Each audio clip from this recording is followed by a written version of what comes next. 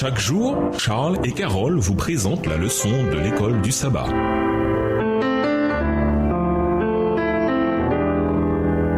Bienvenue dans votre émission. Dieu nous parle. Nous voilà à la leçon de lundi, la paix d'un enfant sevré. Lisons Psaume 131. Que nous enseigne ce psaume sur notre relation avec Dieu? Psaume 131, Cantique des degrés de David. Éternel, je n'ai ni un cœur qui s'enfle, ni des regards hautains. Je ne m'occupe pas de choses trop grandes et trop relevées pour moi. Loin de là, j'ai l'âme calme et tranquille, comme un enfant sevré qui est auprès de sa mère. J'ai l'âme comme un enfant sevré. Israël, mets ton espoir en l'Éternel, dès maintenant et à jamais. Le peuple de Dieu vit dans un monde plein de tentations et d'épreuves auxquelles presque personne n'échappe. Le psalmiste trouve du réconfort dans la conviction renouvelée qu'il est un enfant de Dieu et qu'il dépend de lui. Cette conviction le pousse à confesser que son orgueil n'a pas de valeur. L'orgueil est trompeur et c'est ce qui pousse l'orgueilleux à devenir égocentrique et incapable de voir au-delà de lui-même. Les orgueilleux sont aussi aveuglés sur la réalité suprême de Dieu. A contrario, les justes lèvent les yeux vers Dieu. Psaume 123, versets 1 et 2. La reconnaissance de la grandeur de Dieu les rend humbles et les libère de toute ambition égoïste et vaine. Le psalmiste confesse qu'il ne cherche pas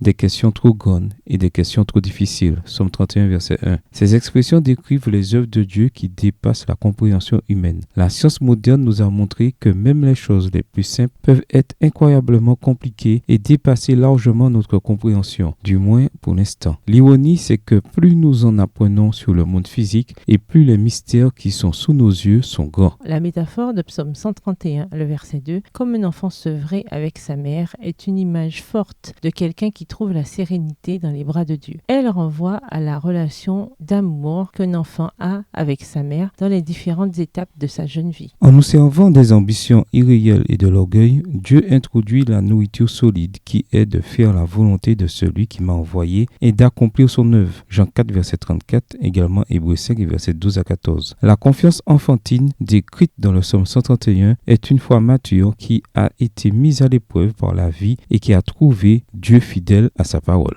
À la fin, le psalmiste se tourne vers le bien-être du peuple de Dieu. En fin de compte, nous sommes appelés à nous servir de notre expérience avec Dieu pour fortifier son Église. Ce que nous avons appris personnellement de la fidélité et de la bonté de Dieu, nous pouvons le partager avec ceux qui ont des difficultés avec leur foi, quelle qu'en soit la raison. Notre témoignage sur Christ peut d'ailleurs se faire dans l'Église elle-même, où beaucoup ont encore besoin de le connaître personnellement. Amen, je vous le dis. Si vous ne faites pas demi-tour pour devenir comme les enfants, vous n'entrerez jamais dans le royaume des cieux. Matthieu 18, verset 3. Que nous dit Jésus ici? Qu'implique cette idée? Au revoir. Et à demain si Dieu veut.